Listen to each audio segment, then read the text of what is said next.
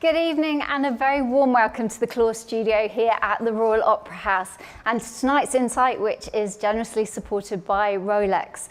I'm Emma Southworth, I'm the creative producer for the Royal Ballet, and for tonight's Insight we are going behind the scenes of a brand new Royal Ballet production for the Limbury Theatre here at the Royal Opera House that opens on the 20th of October and is called The Limit. The Limit is an adaptation of a play by Sam Steiner, an award-winning play by Sam Steiner, called Lemons, Lemons, Lemons, Lemons, Lemons. In this new version, director Ed Madden and choreographer Kristen McNally reimagine the work to be a piece of dance theatre with an original score by Isabel Wallerbridge. Tonight, we're going to have the opportunity to meet both casts for the production, principals of the Royal Ballet, Francesca Hayward and Alexander Campbell, and our guest artists, Hannah Rudd and Jacob Y.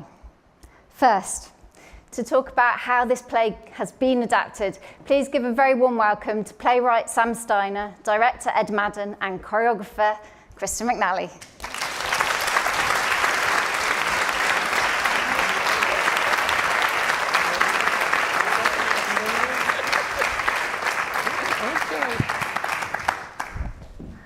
Great, thank you for joining us.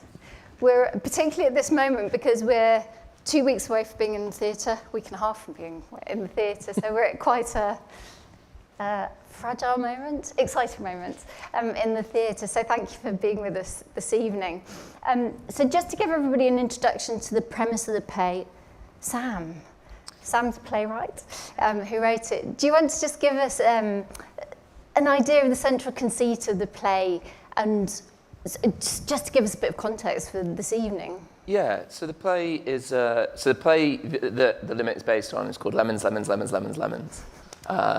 And it's a kind of romantic comedy about a world in which the government impose a daily limit on the number of words you can speak aloud.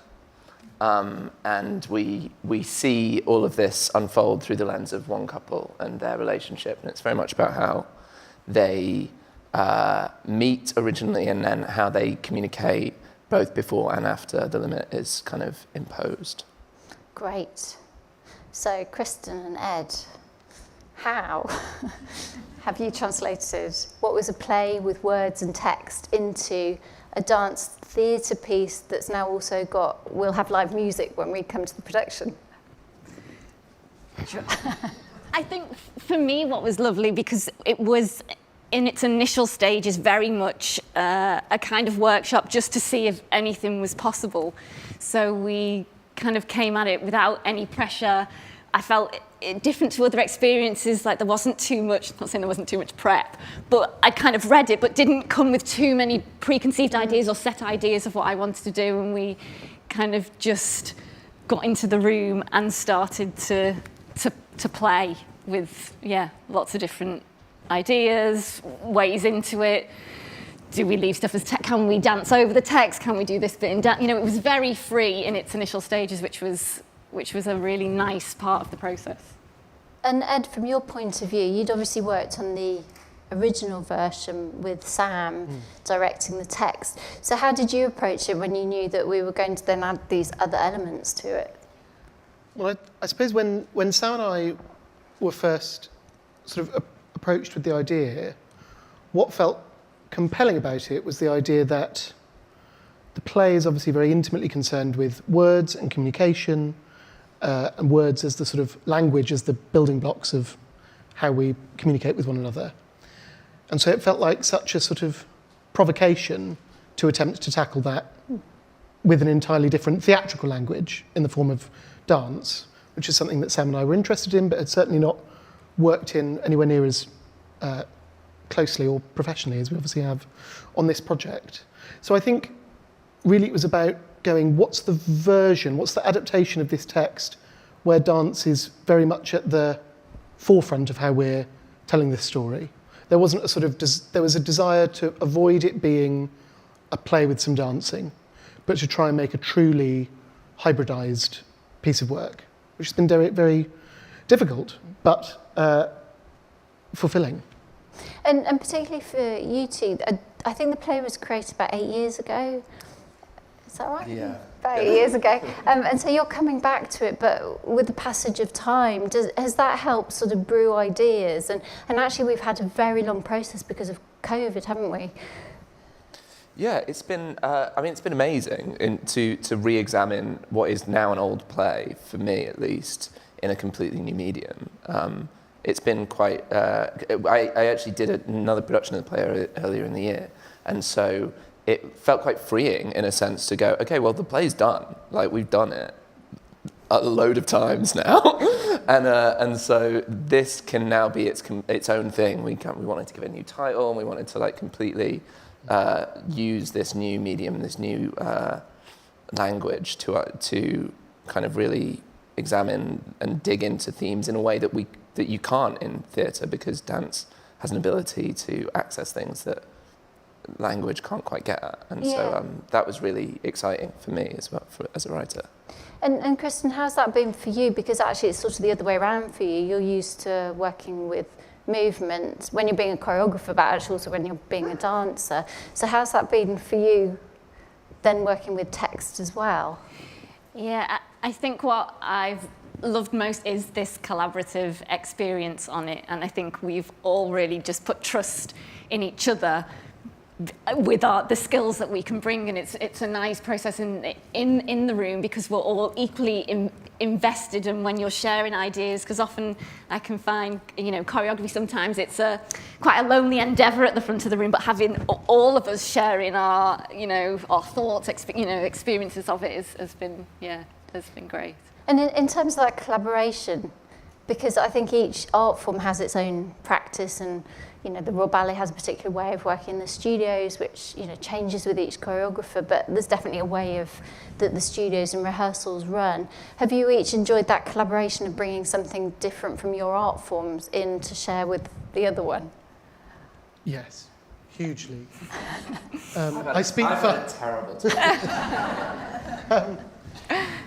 I think we were all very, very quickly. I think we felt comfortable acknowledging that we were all outside of our comfort zones. And there was something very liberating about that, and the idea that together we would try to forge something new, which required us to work in new ways.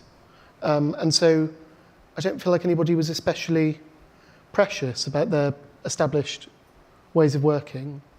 And we're also just sort of endlessly fascinated by one another's ways of working. I always laugh because I always want more text. I'm like, oh no, we can't cut that line. Sam, no, it's such a good line. Yeah. And they're like, no, we want more dance. And it's Right, sharp. Do they remind you it's called The Limit?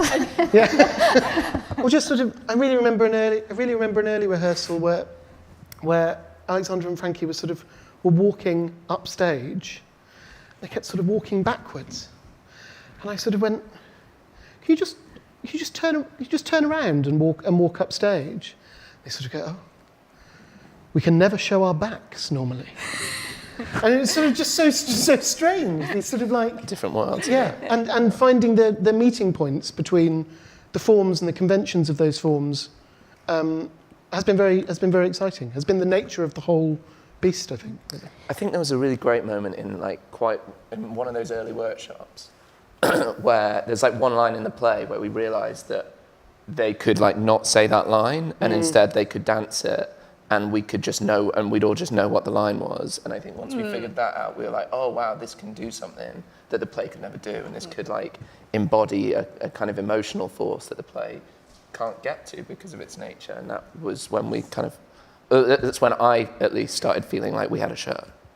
Yes, and what dance was actually going to be bringing to the play. Yeah. So how have you tackled the fact that it's about word limit, so we get rid of the word limit, but we've still got the non-verbal communication of dance? How have you gone about addressing that within the play? Because obviously you're thinking of different ways in, and I thought, so does the dance language become limited in a sense? There's only so many moves we do I play around with certain phrases? But then what dance does brilliantly is the emotional context of something, and I didn't, just because you've got the word limit, I didn't want to lose the ability to be able to show that in its truest form. So yeah, there was just lots of playing with different ways and ideas in. And then in terms of just going back to the central conceit, premise of the play, and the story, because really it is this romantic story, or not, but it's also about communication, which feels it still feels relevant now. I don't know how you feel coming back to it 8 years later, but how does that resonate with you now, thinking about communication? I'm thinking about, we've got all those discussions going on at the moment, haven't we, about AI and what truth is and how people are being regulated. So it still feels like a current theme. I think the interesting thing about having done the play at different points over the last 10 years or so is that every time, we did it for 3 years in a row in Edinburgh, and then doing it again at the start of this year, and it's felt, because the play is a kind of, essentially it's quite politically vague, and it works as a kind of, what's the word that I'm looking for? Oh God, litmus test. Allegory.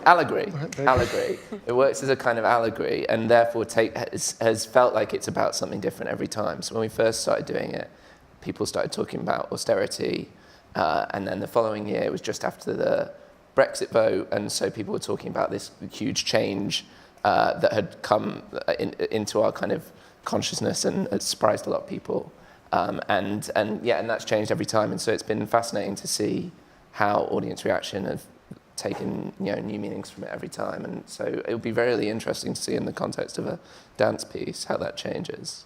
And I'm interested, because of all of that, all of you want the audience to go home with, I suppose, other than having had a brilliant evening, obviously. Well.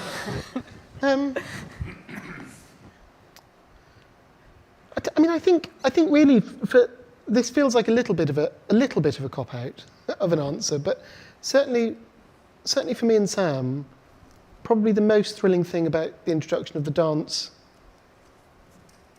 not aspect, the dance language, is its sort of endless, expressive interpretability. The idea that certainly the best of the work that I've seen here at the Opera House in the past 3 years of sort of off and on working on this show has been work where I go, well, I don't know exactly what it means. Because without language, things aren't being pinned down quite as closely as they are often verbally. So I hope in a way that this production is more open to audience response than any iteration of the play ever has or could be, because there is more space in it by virtue of the sections with an absence of words for an audience to bring themselves to the work. It's interesting as well, because we're just about to go into rehearsal with Francesca and Alexander, but we've got two casts who are obviously coming from the Royal Ballet and complete different backgrounds. So what's the difference of having two different casts and what they bring to those kinds of interpretations? Yeah, it's been great. I mean, we did a lot of the workshops with Frankie and Alex through the early days of getting the production as a thing, and Hannah and Jacob have come in obviously at this later stage, and I hope that I've been able to still give them space and room to it have been a creative experience for them too, because they're bringing language or dance movement that I'm not as familiar as being able to mould and shape, and so that it's been great to see the work existing for a while on Alex and Frankie, trying that, and then bringing new bodies into it and seeing how it transforms. This same language is looking, at different qualities, different feels. They feel like a kind of a completely different couple. Yeah. They feel, in a really incredible way. They've created their own kind of singular relationship that is, using still all of your choreography, but that just feels like completely itself and completely coherent in itself. And that, as someone that has kind of come in and out of it, has been quite miraculous to see two different iterations of a central couple that I wrote 9 years ago, has been, quite striking. Great. I think we've got to a point where it would be great to see a rehearsal. Thank you so much for sharing all of that with us. We're now going to go into our first rehearsal segment with principals of the Royal Ballet, Francesca Hayward and Alexander Campbell, and Ed and Kristen at the front of the studio. Thank you very much.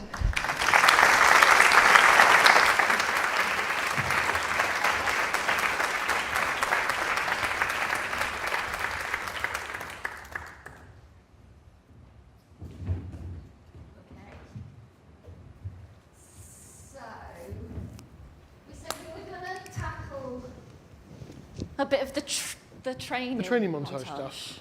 Yeah, great. Yeah, it's good. Should we just have a little mark through first? Do you think? Yeah. Where do you want to start from? I think just start from the top of the training montage. Ed, do you want to give a little bit of context of where we are? Yeah, of course. So this sort of sequence of the production comes after the law, which is going to limit the number of words that our central couple can speak, has been passed, but before it comes into effect. So they know that in 4 days, the limit is going to come in. And they sort of decide that one of the things that they must do during that period is to attempt to work out how to navigate that limit. And so this is them sort of wrestling with those questions and trying to come up with strategies for working around it. Okay. Yeah, let's just go from the top of that bit, yeah. Yeah. We need to figure out ways around it. Tricks and things. Tricks and things.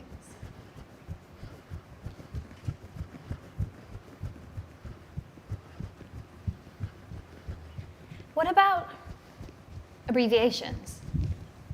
Abbreviations. Like can't or don't or wasn't or weren't? Well, what about them? Do they count as 1 or 2? 1. So you can say can't and still have 139 left. That's a relief. Yeah, I feel relieved. Maybe we should create a whole load of new abbreviations that halves our alphabet. Like a code. Sort of. So Great, sorry to interrupt. Can I just stop and fix a bit? It's great. The energy, when we've got this is great. I think this start can be more, because the idea is coming with more attack. So we land here, and then it's all quite, there's the dynamics of that first bit, I think we can, heighten. So just from Frankie's, what about abbreviations? Okay.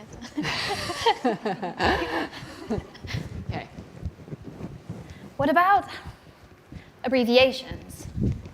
abbreviations. Like can't or don't or wasn't or weren't? What about them? Do they count as 1 or 2? 1. So you can say And can't. then restart there, that's great. There's something about after here to be able to, this shape being a definite, big shift between, exactly. That shape, this is good. Da-da-da, da-da-da. Then you relax off with the dialogue. Does it count as, and then a restart, in the purpose. And just turn up this sense of sort of manufacture the enthusiasm for the idea that everything has gone badly wrong and this is the way that you might be able to get through it. So what about tiny moment where the thought abbreviations lands and it might be the thing that saves everything.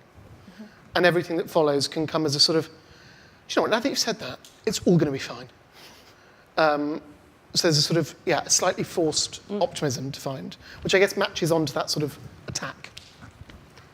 Same again.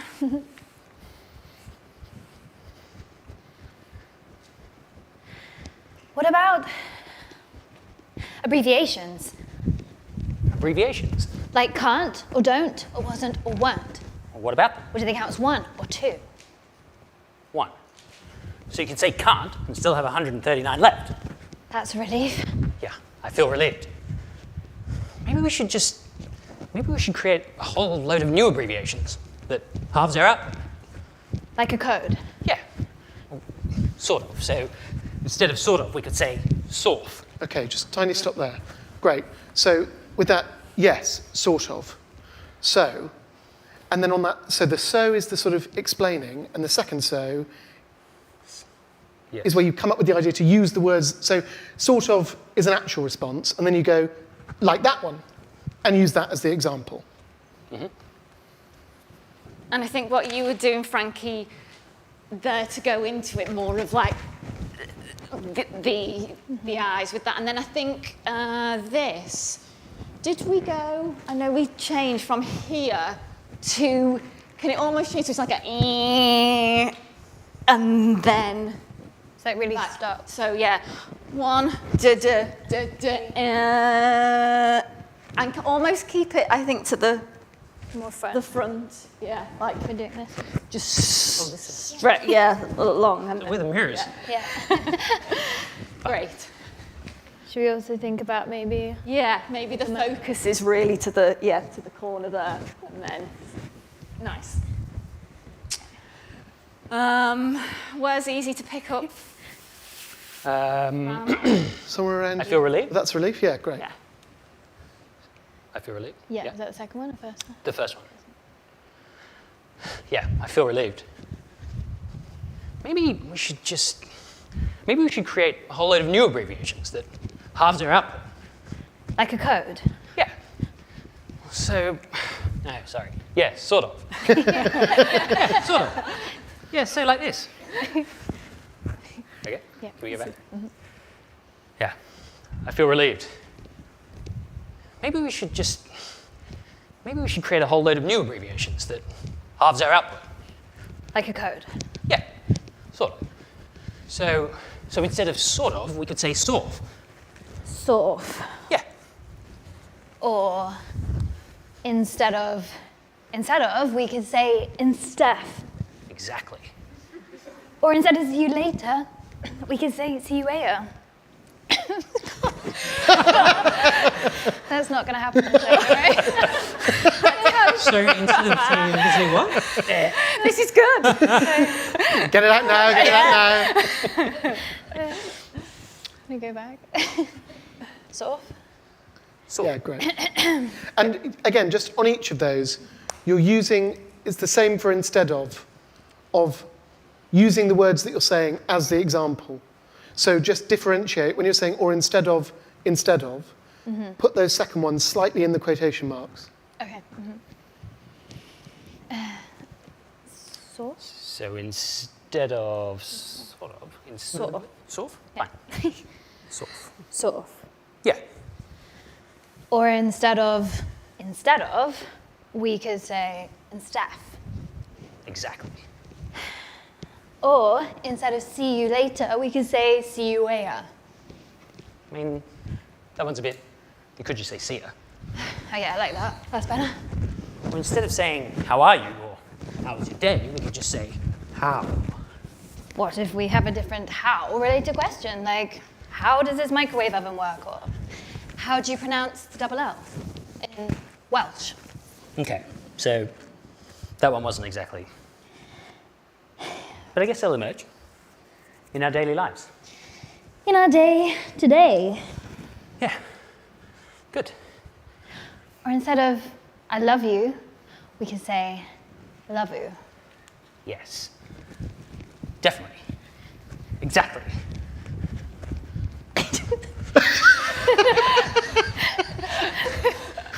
Carry on. Morse code. We could speak in Morse code. How does that work? Right, so each letter is a combination of dots and dashes. Right. So like an S is 3 dots. Dot, dot, dot. That's 3 words for 1 letter. No. We tap it. Okay, great. Just a quick stop. Can your initial response attempt enthusiasm, and it's only when you don't get it that it sort of slips away. So when he first comes in, you're still, any idea could be the best idea. And then once you realise what it would involve, that starts to slip away a little. Morse code? Yeah, great. Morse code. We could speak in Morse code. How does that work? So each letter is a combination of dots and dashes. Right. So like an S is 3 dots. Dot, dot, dot. That's 3 words for 1 letter. No. We tap it. Seriously? Okay. S. How do you do a dash? I'll get you a book on it.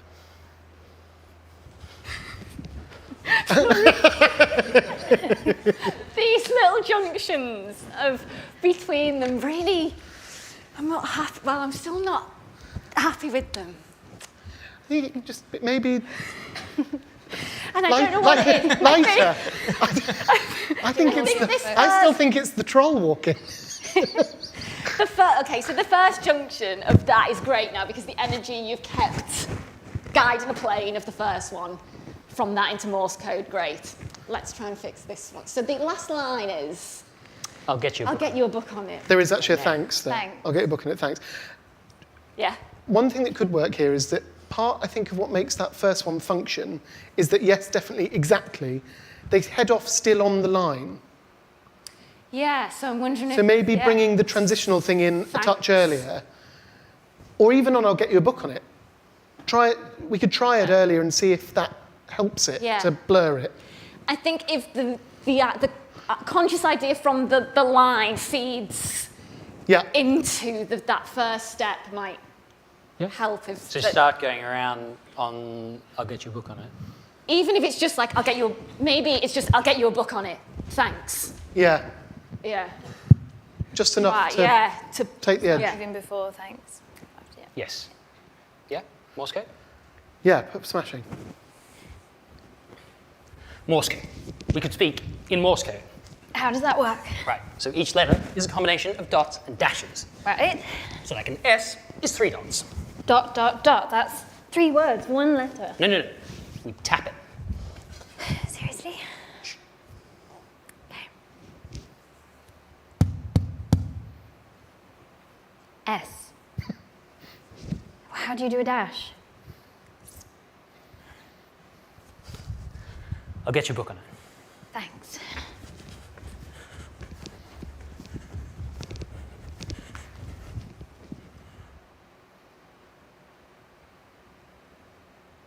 Maybe we'll just have to look into each other's eyes more. Eye contact. You can do a lot with eye contact. Like, people tell whole stories with their eyes, Do they? metaphorically.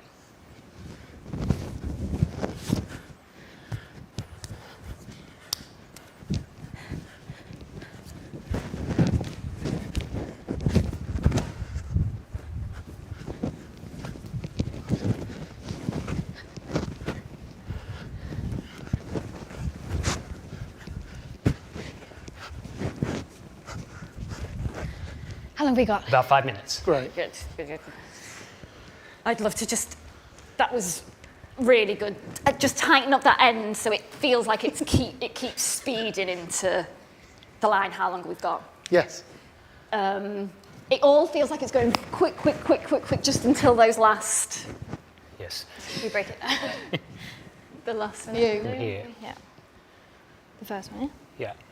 Yeah. 1, 2, 3, 4. This We one's need to here. keep 4, going, no? Yeah.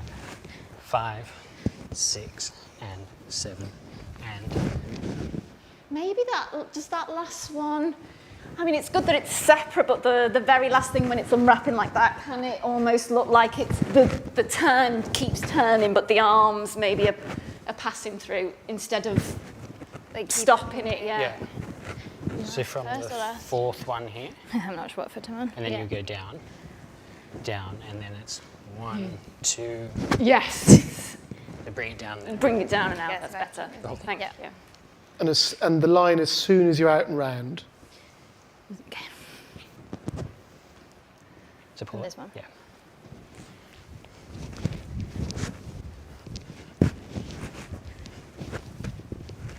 How long have we got? About 5 minutes. And then? Yeah. Great. And scene. Can we just go back and run it from maybe we'll just have to look into each other's eyes more and just watch that there's try, let's just run it from there again. There's just something I want to look at.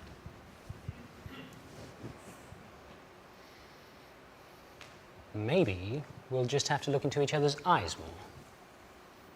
Eye contact. You can do a lot with eye contact. Yeah. Like, people tell whole stories with their eyes. Do they? I mean, metaphorically. Great. Try the version where you sort of know that it's ridiculous, and it's partly about trying to find some kind of levity in these dark days before the limit comes in. So there can be a slightly self-mocking quality of, maybe we're clutching at straws here, but it's fun. Okay.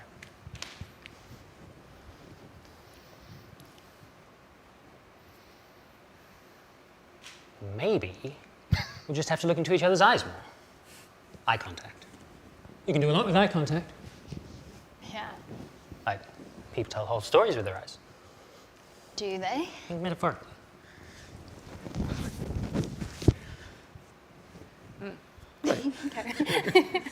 Yeah. Fun. Okay. Have we still got another minute? Oh no. Oh.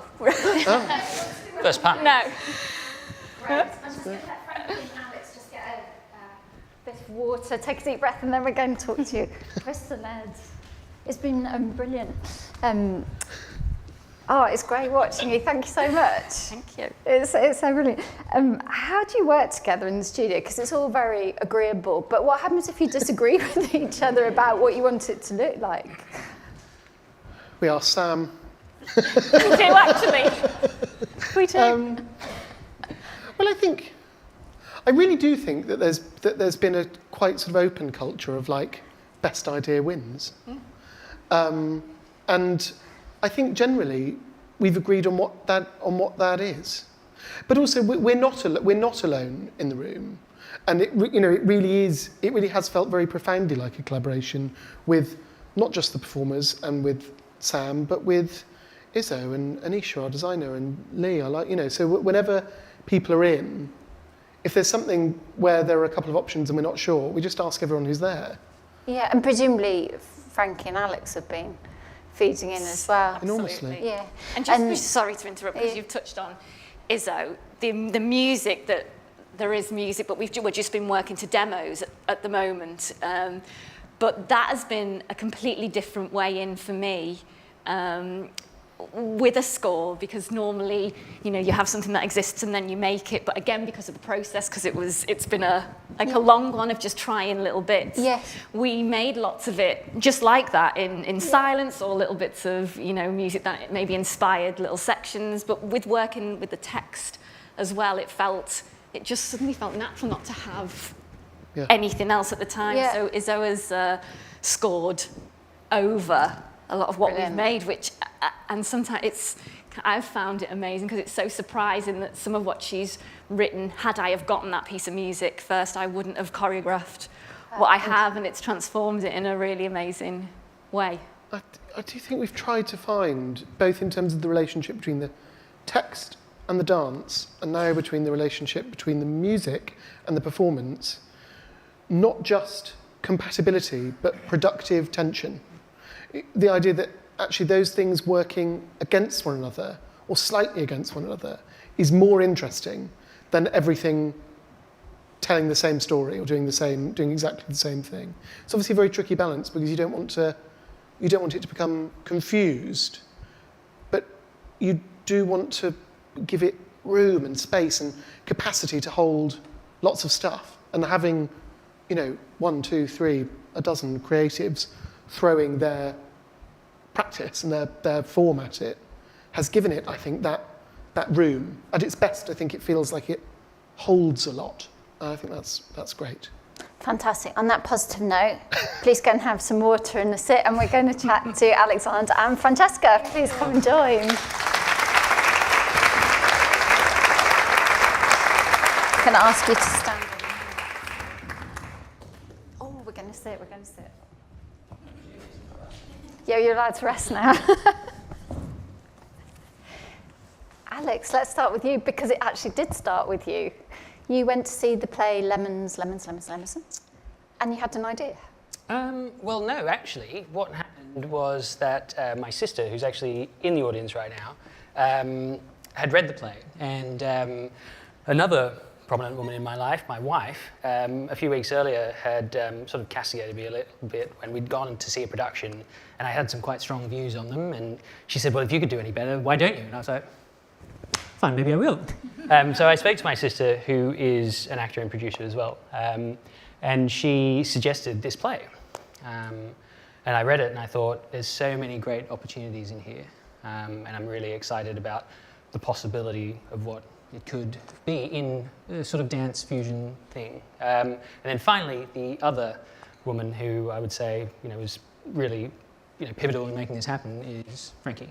I hope you don't mind me saying, but when I expressed the idea to you first, I was terrified because Frankie would have told me pretty clearly that she thought it was a bad idea. And so it was a huge relief when she said, no, I think this is something we should look at. And so that's how it came about, just talking to a few different people, reading the play.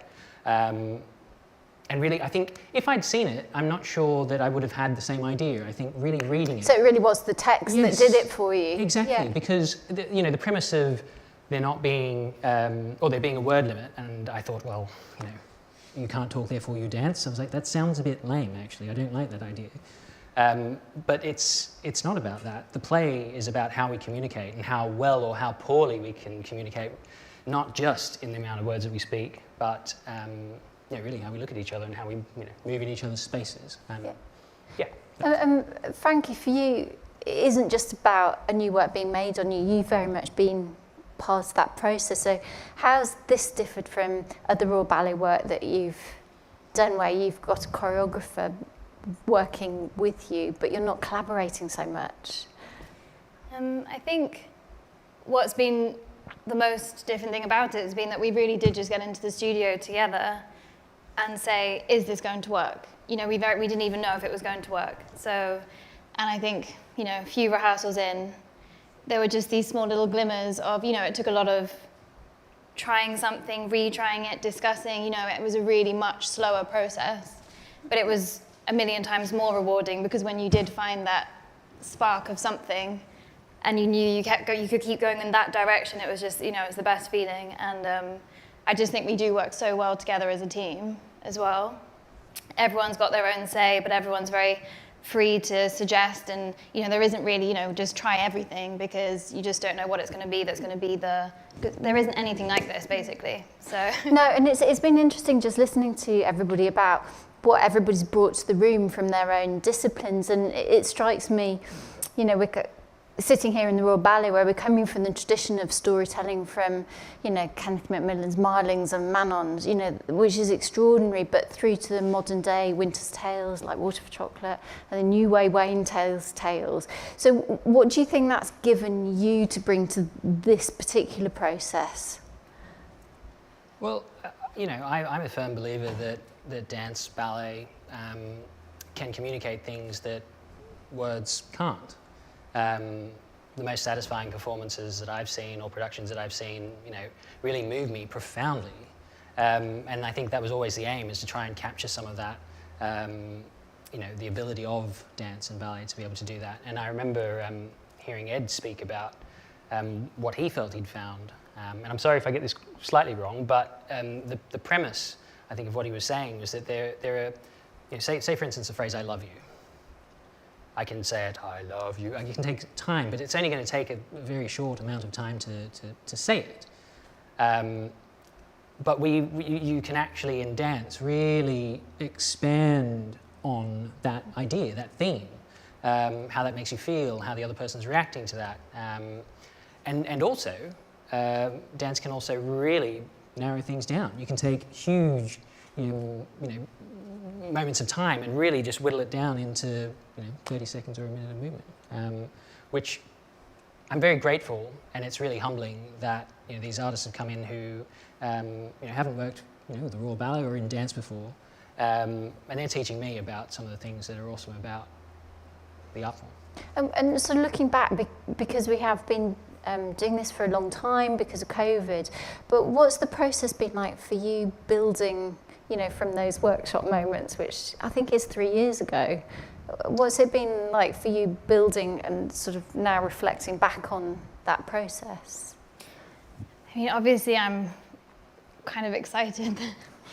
Now, we've been doing it sort of in chunks when we have the time, and this is sort of like the final push. And not only is it the final push, but we're going to see it on stage in about 2 weeks, you know, so it really feels like the momentum is now really, really nearly, you know, pushing us towards this final moment. But I think the time in between has actually been really helpful because, you know, you have a second to, well, you have a chance to sort of look at it with a fresh pair of eyes and see it from a different perspective and, you know, reimagine a few things basically. And I think we've improved on so many things because of that. Yeah, and I think each time we came back, maybe one or two other creatives had come on board and so they had a different perspective or they added another layer. I'd just also like to say that that initial period of, say, 2 or 3 weeks that we worked together to create what feels like essentially like a pitch to yourself and Kevin wouldn't have been possible without that initial support from you, Royal Ballet, Royal Opera House. So, you know, if it had been something that we had to make straight away, we wouldn't have had the space to be able to explore the different avenues. I think a lot of stuff that we thought originally was going to work really well, we started doing, we're like, actually no, we've reached a dead end. And other things came up that we were really surprised about. But having that space to be able to follow the things that felt good, the things that felt most satisfying, I think is you know, really, really exciting, and I think we're fortunate to have had that space. Yeah, it is quite interesting actually, just thinking back to that initial workshop period. Here, yeah, in this very room. But it's quite interesting because it feels like the spirit of it, of course it's developed, but actually the spirit of it is still very much there, I think.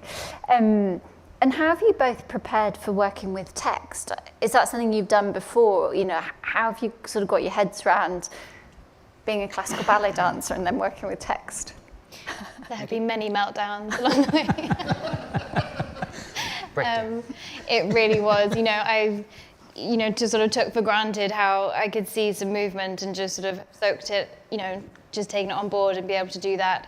But to learn text is like a different side of my brain that I've never really accessed in this way before. And I can feel myself improving, but it's still a challenge. It's still, you know, it's like climbing a mountain. And now I feel like we've done it so many times. It's like I know that I'm going to have a few breakdowns, but in 3 days' time, I'm going to be on the other side of it, you know. It'll be fine for the show, right? Yeah.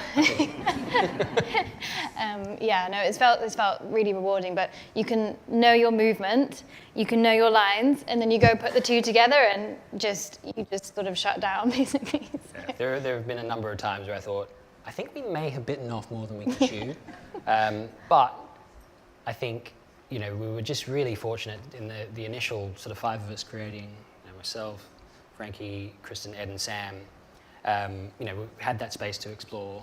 And then, you know, I have to give huge credit to, you know, Ed and Kristen for the people that they then brought into the team. Had that same sort of, I suppose, approach to the project where they, you know, these are awesome people. These are really good people at what they do, and they're all bringing, you know, incredible levels of skill and talent, but without any sort of ego, seemingly, because, like as Sam said at the beginning, I couldn't believe what I was seeing when he was just like, nah, don't need that, and just cutting, you know, huge sections of his play, which are really good. And I think everyone has come into it and go, you know, what we want to do is make this the best version it can be, this production. Not necessarily making me look as good as I can be, but the whole thing. And it's been really humbling, actually. Do you think this is something you want to do more of? Talking in shows? Frankie? Yes. I think, you know, obviously, this is so unique, this particular story, and this concept works just absolutely perfectly with what we're trying to do. And, you know, I think there have been a few other shows along this, you know, journey from the first moment you had the idea to now, where other shows have come along that have had movement and text and or spoken word in some way. We've gone to see them all, and we can guarantee that this isn't like any of them, that we are truly unique, and that's a really good feeling to know that we've literally created. Like, it hasn't even got a name because it's this special thing that we all made together. Great. Well, on that note, we're going to meet more of the creators. Thank you, Alex, Sandra, for bringing us the idea. Thank you. And thank you both for sharing so much this evening, because I know you're really busy, but it's been absolutely brilliant watching you working, but also just hearing about what it's been like for you. So thank you so much. Pleasure. Thank you very much.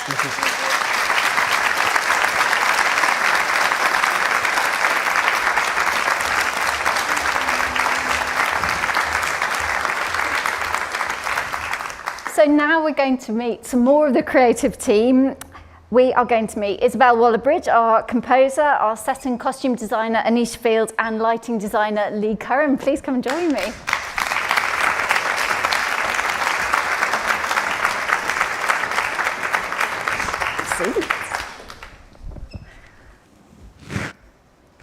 So, just going back, I'm thinking about the space that we're programming this work in. It's a chamber theatre, it's not the big 2,000-seat Royal Opera House. Is there something, I'd be quite interested to hear how you approach that, where you know it's not a massive show, but there's a different quality to it. So I don't know, Anisha, do you want to start, like how do you start considering that? And I suppose also the proximity of the audience. I mean, I guess it's like any project, you start with the stimulus you're given, and really we started with the play. So in a way, you don't really think about the scale first of all. You think about the art itself and the best way of encapsulating that or reflecting it or, providing a space for it to sing. And then secondarily, you look at the space. And I actually think the Limboree is a beautiful place to put this in because it's so intimate. It is really about two people and their relationship. And, I think in a way, obviously two bodies would perhaps be lost on a bigger stage. But beyond that, it feels that the intimacy of the piece will work so well in there. So it's exciting, really. I didn't really think twice about it. Good. And Isabel, for you, when you're thinking about the sound, and I think we've got a mixture of live music and electronic music over the top. But how did you approach, which instruments you were going to use and how many? Well, early days, I was chatting to Kristen and Ed about it, and we sort of thought initially that perhaps just two instruments would be good, sort of a violin and a cello. And we kind of riffed on that for a bit, and then I thought perhaps it would be interesting to just add another texture. We've ended up with 4 instruments. Any more than that, I think it would have felt kind of like overcrowding them. So we have a piano and we have vibraphone. And that just felt like, with the electronics we'll get a bit of bass, but I think with the characters, the violin and the cello felt really, really appropriate. And then the piano is just it gives a good kind of expansive texture. You can get quite an orchestral texture from that. So when we really need it to soar, the piano really gives that to us. And then, the vibraphone I just think is such a magical sound. And I think when we want it to kind of take us into a sort of a completely sort of other dimension, which happens sort of in the second half, that's when the vibes, they really come into their own, and we kind of really feel the sort of more sort of surreal nature of the score. And Lee, for you, in terms of the lighting design, where do you start in the process? Well, in terms of the set design, there's quite a prominent feature, which is really an overlap between the set design and lighting design. So that's quite a significant thing. And really, we're still, as the piece is developing in rehearsal, we're still figuring out exactly how that's going to integrate, like the dramaturgy of what this object, this light sculpture, and how that operates through the piece. There's obviously sort of 2 clear parts of the piece, sort of before and after the limits imposed. And it has a function reflecting both of those states, but also what other dynamics can it bring to the piece? What else can it illustrate? How can it help us illustrate concepts, tell the story, reflect emotional states, things like that. So, that's quite an unusual thing to be considering, apart from, the nuts and bolts of lighting the performance. So yeah, it's still very much at the stage of figuring out the concepts and how we're going to deal with those kind of things. Because there's always that magical thing, isn't there? Where as soon as you get into the theatre, one of the big things that happens is obviously we see the set and costumes, we sort of know what they're going to look like, but I think lighting brings this sort of other magic. It really brings that sense of theatre, doesn't it? And where you place it, what the atmosphere is. It's like you said, the sort of dramaturgy of lighting. Yeah, it's always a little bit nerve-wracking because Izzo can give demos and Anisha can present a model box and costume sketches and the costumes have been made, but you can talk about lighting until you're blue in the face, but it's essentially an abstract thing. And you know, I see a colour blue on the back wall, everybody in this room will see that colour slightly differently because that's how human eyes and brains work. So you can't be clear about what it is that you imagine until you get in the space with all the lighting rig and you can show it to people. So yeah, exciting stuff. Yeah. And Anisha, you actually came on board quite early in the process. What's that brought for your, I suppose, for your practice in coming on board so early and then seeing the developments through all the different parts of, the periods of making? Yeah, I mean, so I think, when did I start? About a year ago, I think we first started coming to rehearsals. Obviously, Ed had told me about the project and I'd seen the play before. I mean, it's the way I love to work, if ever given the opportunity, because usually you're starting a process, so early on, you're almost second guessing the reality of what you're going to be working with. And so it was a real joy to come in and see the dance and see the room kind of working before you even, before you're kind of trying to design the space for it to exist in. So it was a pleasure, really, and a real privilege to be able to do that. And Isabel, is this the first time you've created a score for dance? It is. And how's that been? What's different about doing that than for theatre or for film? I think it probably, I think because of the way we worked, because actually in the end I was responding to Kristen's choreography, that it has ended up being a little bit more similar to my usual process. I think sort of usually what I understand from sort of the process of ballet is that there is the story and then there is the music and then there is the choreography. But in this case, we filmed the work that Kristen and Ed made and then I responded to that. So in that way around, the responsiveness in the same way that I work in film and in theatre as well, that was exactly the same. But there's so much about this piece, there's nothing like it. So there's nothing I can compare it to in terms of a process. And how is it now that, have you been in the room with the musicians? Because we've just had our first readings this week, I think, haven't we? Yes, yeah. I mean, they're wonderful, and it's always really nerve-wracking, when you're going to sort of hear it for the first time and you think, or I always go down a kind of spiral of, is it going to sound like it sounds in my head? And it sort of like does, which is good. And the amazing thing is that because we have the text, the great thing, I think, for the next 2 weeks is really going to be tailoring it all, because the fact that it's live now means that we have so much more flexibility with it. We've just been working with demos in the rehearsal room, and they're really fixed, So now that the music can really breathe and can meet the dancers, and then the text can really sort of like be folded into all of that, I think this will be a really, really interesting bit of the process. Yeah, there's a sort of big weaving operation, I think, that happens across all the disciplines now, isn't there? And Anisha, you've actually done the set and the costumes for it. Is that, I mean, that's sort of two things to do, but is that actually a helpful thing for you to imagine the whole look of the space? Yes, I think, often those jobs are sort of melded together in theatre, at least, for better or worse. But I think often it's great that you can see the whole picture, and because, there is a sort of sparseness to the set design, so it's nice to be able to see, to imagine how the colours will work together and how you'll see it as a full picture. So, yes. Yeah.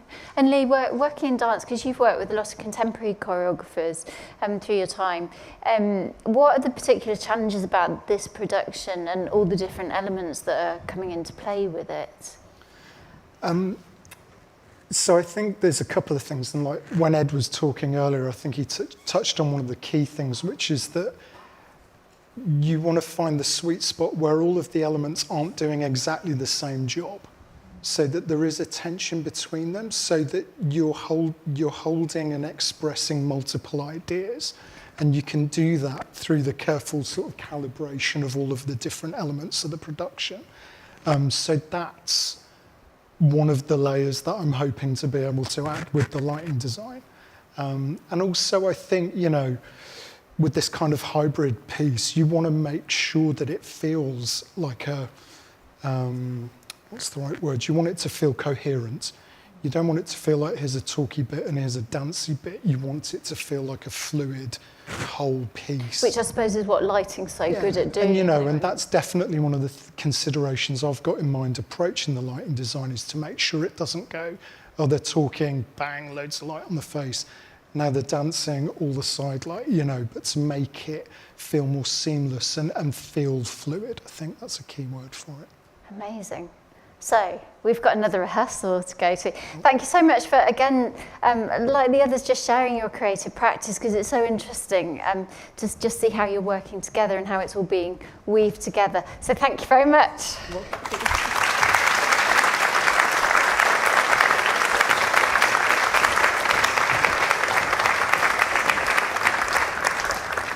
So we're now going to meet our other cast. Please give a very warm welcome to Jacob and Hannah.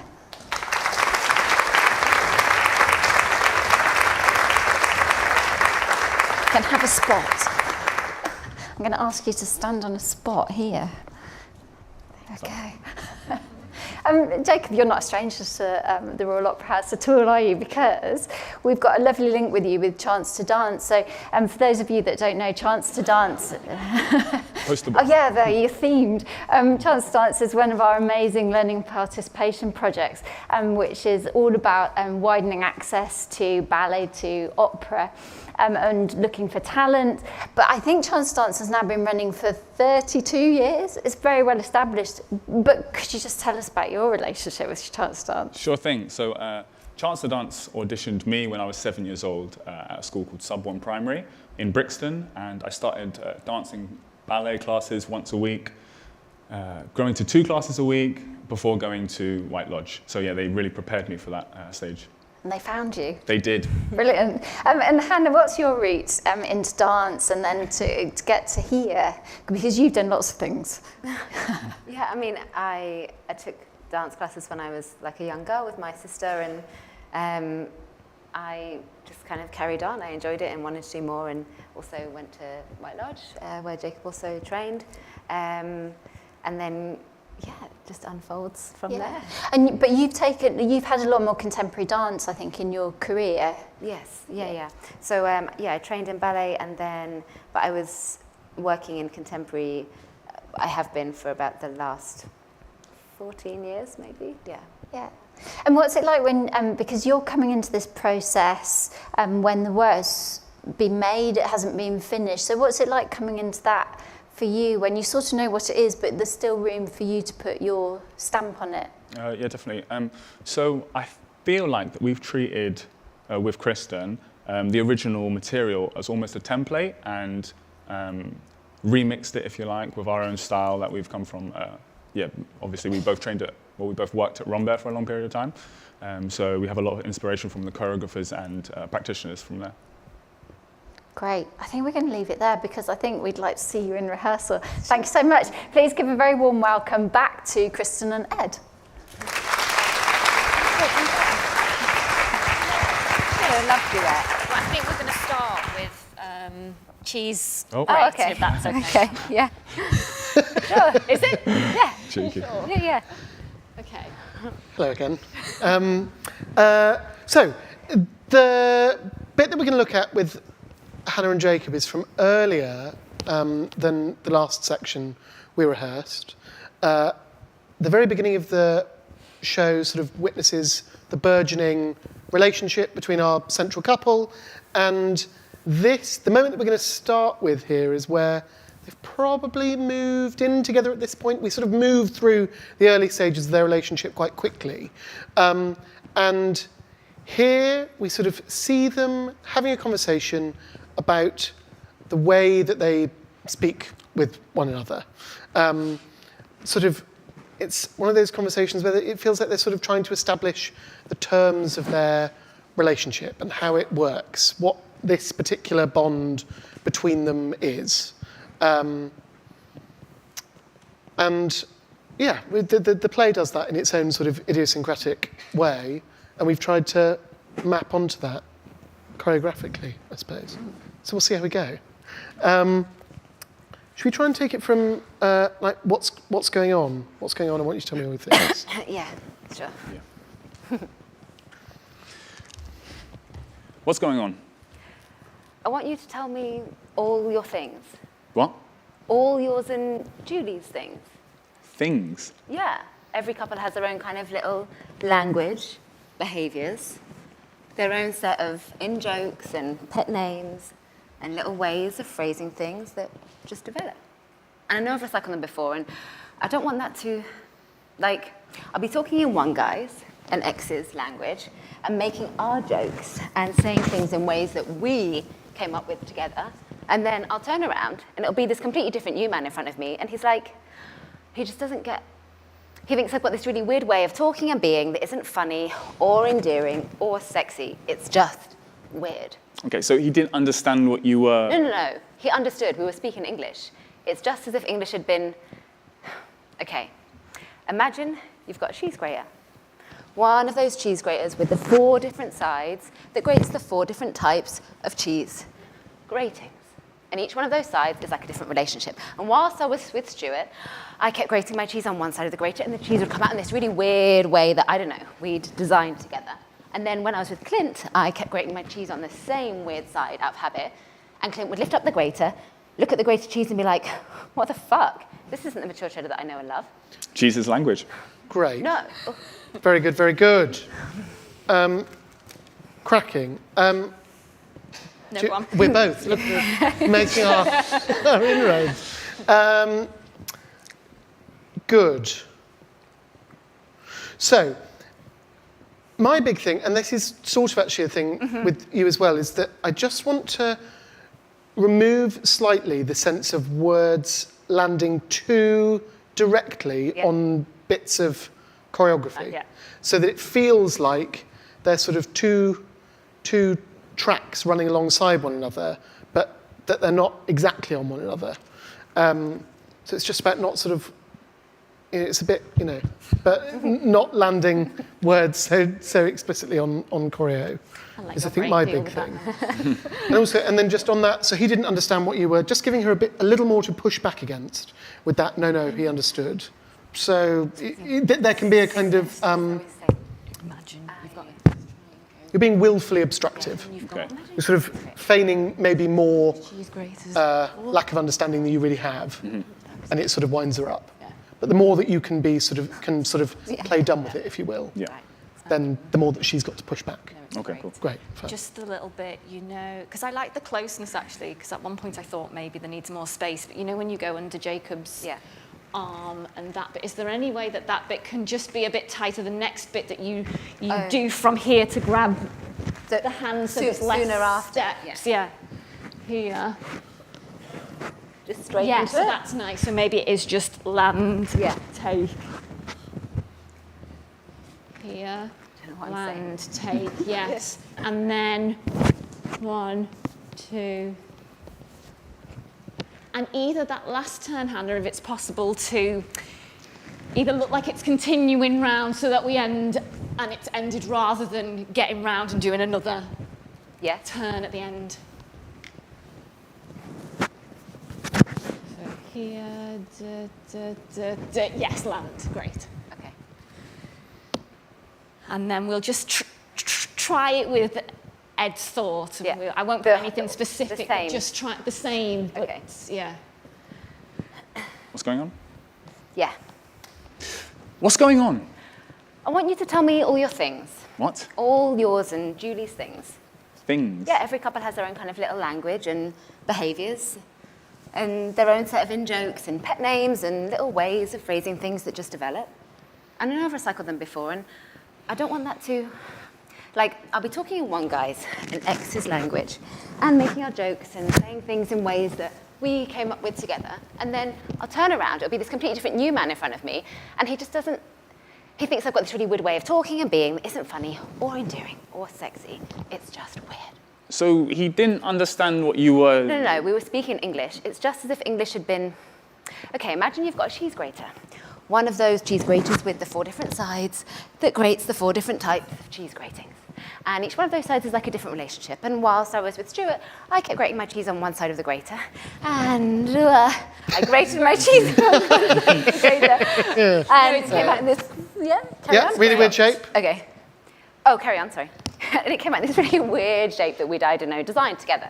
And then whilst I was with Clint, I kept grating my cheese on the same weird side out of habit. And Clint would lift up the grater, look at the grated cheese and be like, what the fuck? Cheese This isn't the mature Jeddah that I know and love. Cheese is language. Should we carry on? Mm-hmm. Yeah, but it's more than that. Great, and now stop. Yeah, and now That was great. Yeah. I think it just feels so much more sort of It's, fluid when they're slightly separated out in that way. Is great. Cheese's language, really pounce on that with that, but more than that. Yeah, okay. Make him see that you're trying to get at something. You said this, sorry. And he's being sort of, you're speaking in metaphor and he's being sort of willfully obstructive. Yeah. And you're like, come on, you're a smart man, understand what I'm saying. Is he? From, do you have anything? No. From, this isn't the mature cheddar.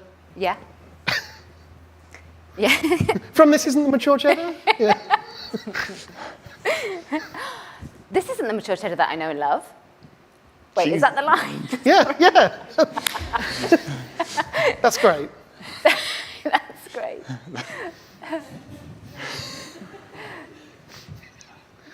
That isn't the mature cheddar. Okay.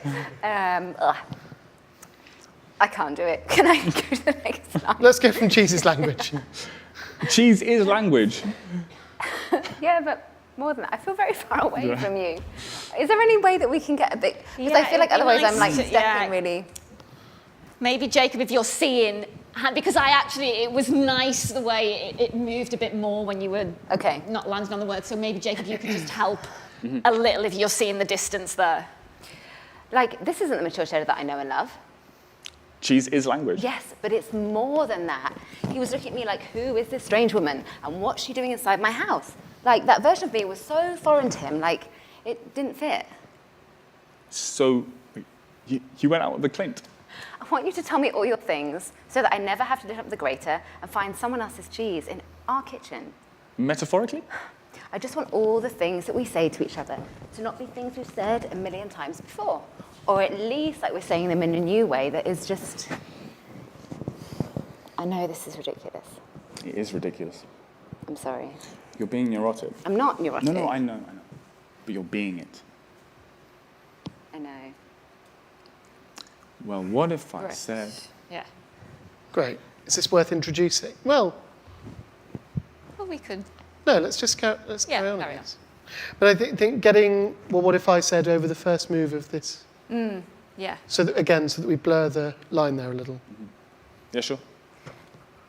And just to say over that, while it's in my head, all those little junctions of when you've had a more still moment and then start to move again, just to try and let the text, just as it blends, to really just lead into the beginnings. There's only a couple of them, but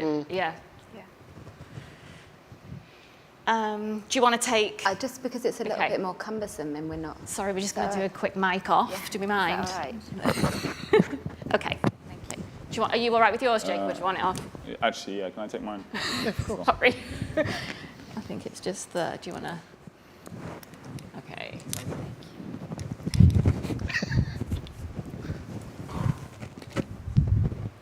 So just from... Yeah.